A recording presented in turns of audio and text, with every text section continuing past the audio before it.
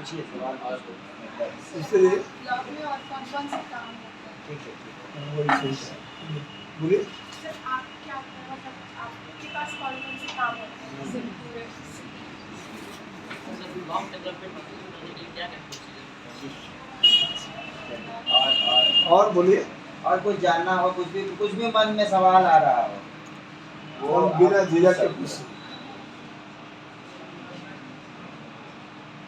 यहाँ जाने के बाद अफसोस होगा कि नहीं पूछे।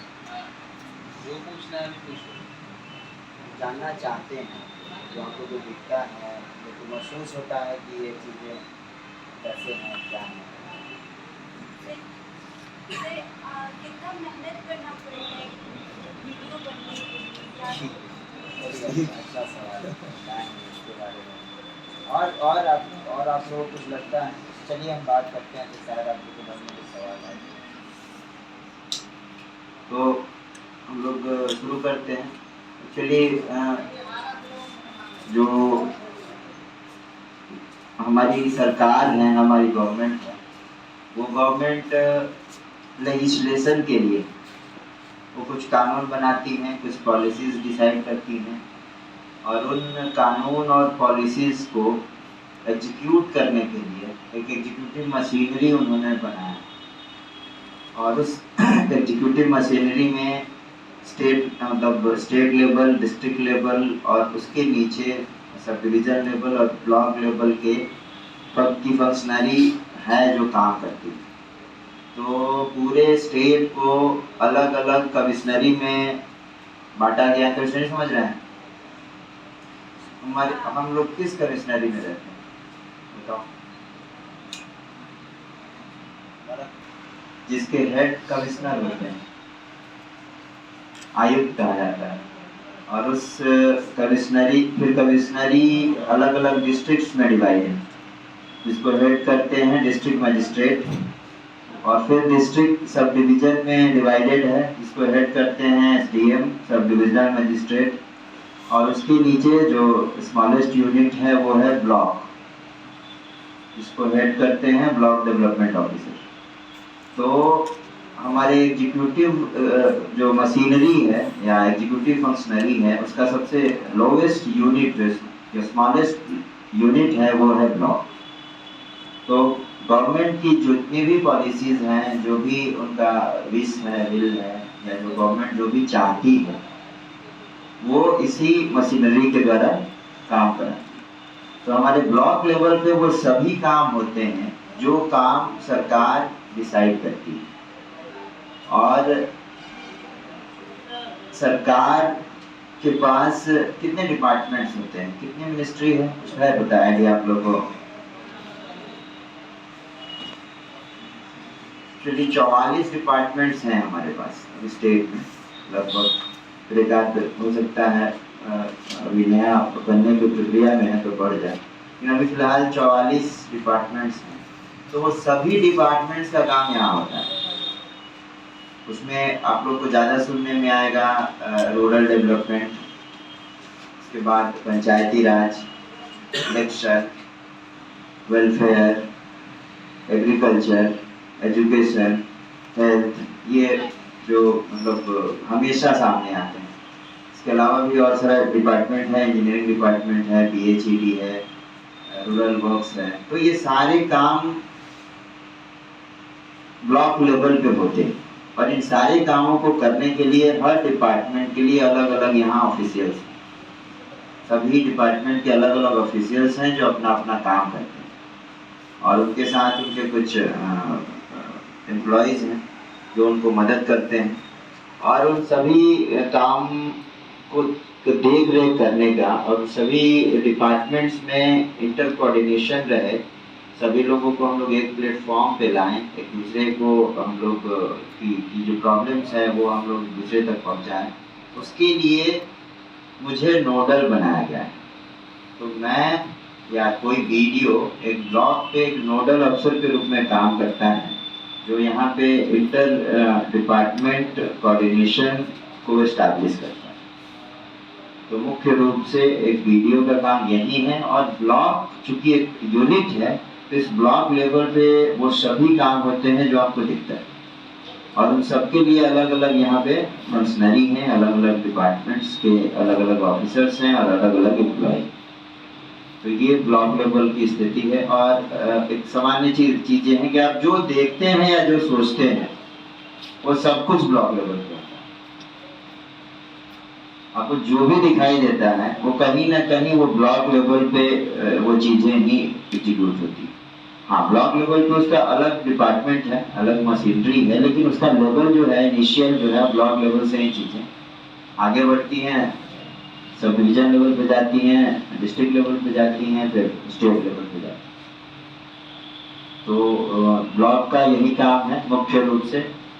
और इसके बाद ब्लॉक में जो ऑफिशियल्स हैं वो दो तरीके से रिक्रूट होते हैं। एक यहाँ पे परमानेंट एम्प्लॉय हैं और कुछ कॉन्ट्रेक्चुअल एम्प्लॉय।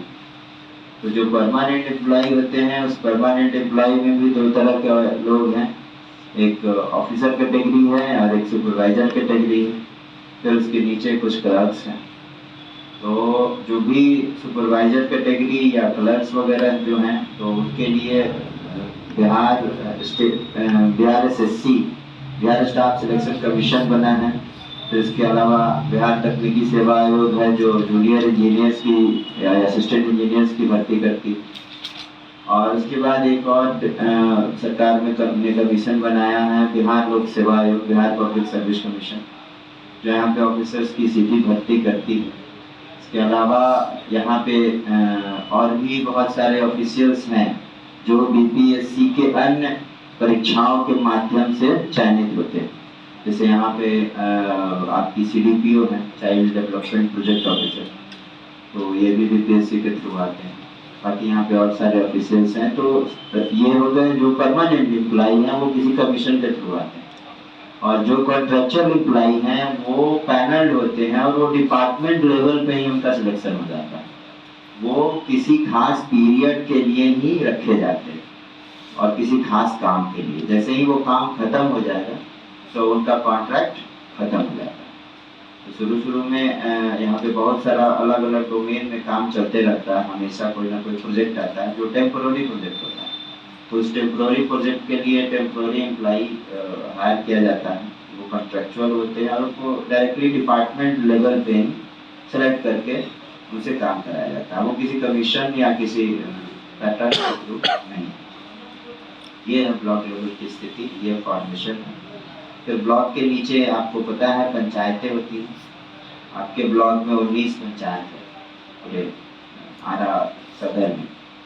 और फिर ब्लॉक पंचायतों का हेड कौन होता है?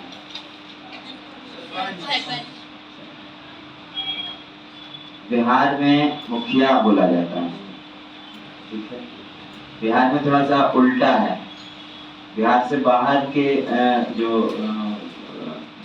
स्टेट हैं जैसे कि राजस्थान, गुजरात, इन सब जगहों पे सरपंच बोला जाता है और सरपंच ही हेड करता है अपने पंचायत को। लेकिन बिहार में क्या है कि बिहार में मुखिया उसका नाम दिया गया है और सरपंच जो होता है वो ग्राम कचहरी का हेड होता है हमारे बिहार में। तो बिहार में ही ग्राम कचहरी एक अलग से मतलब कहिए कि एक ऑर्गेनाइजेशन बना दिया गया है पंचायत लेवल पे, जो लोकल लेवल का जो भी छोटा मोटा झगड़ा होगा, केस होगा, उनको वो देख सके, ताकि छोटी छोटी बातें गांव स्तर पे ही उनका समाधान हो जाए और वो कोर्ट कचहरी थाना पुलिस तक नहीं जाए। तो इसलिए सरकार ने ये कार्यक्रम शुरू किया था। तो उसके हेड बिहार में सरपंच कहते हैं, लेकिन हमारे यहाँ ग्राम पंचायत के हेड जो होते हैं वो मुखिया रहते हैं। फिर वो जो पंचायतें हैं वो अलग अलग वार्ड्स में डिवाइडेड है। तो जैसा पंचायत है, जैसा उसका पॉपुलेशन है, जैसा उसका एरिया है, अगर बहुत बड़ा पंचायत है तो 20-22 वार्ड है और छोटा पंचायत है तो 10, 9, 8 इस टाइप का है।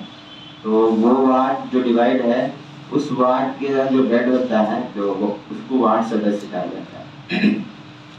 और ये सारे लोग चुन के आते हैं, इनके लिए इलेक्शन होता है। ये कोई गवर्नमेंट रिप्रेजेंट मतलब पर्सनल नहीं है, ये सारे लोगों का चुनाव होता है। हर 5 साल में पंचायत चुनाव होता है और उस पंचायत चुनाव के बाद इनका चुनाव होता है, मुखिया अलग चुने जाते हैं फिर उसके बाद वार्ड सदस्य अलग चुने जाते हैं। इसी तरह सरपंच चुने जाते हैं और सरपंच के डाउन द लाइन पंच होते हैं, वो चुने जाते हैं और उनके थ्रू जो भी उनका डिमांड होता है, जो उनका प्लानिंग होता है, वो प्लानिंग वहाँ से ग्राम पंचायत से ब्लॉक लेवल पे आती है, ब्लॉक लेवल से डिस्ट्रिक्ट लेवल पे जाती है और जो ग्राम पंचायतें काम करती हैं उनका हम लोग को मॉनिटरिंग करना, सुपरविज़न करना, टाइम टाइम पे उनको मतलब गाइडलाइन देना, तो ये काम हमारा है ताकि जो भी गवर्नमेंट के स्कीम्स हैं, गवर्नमेंट का जो पॉलिसीज़ हैं, वो सही टाइम पे हो जाए, अच्छे से हो जाए और आप जिन लोगों के लिए हैं उन लोगों तक पहुंच जाए।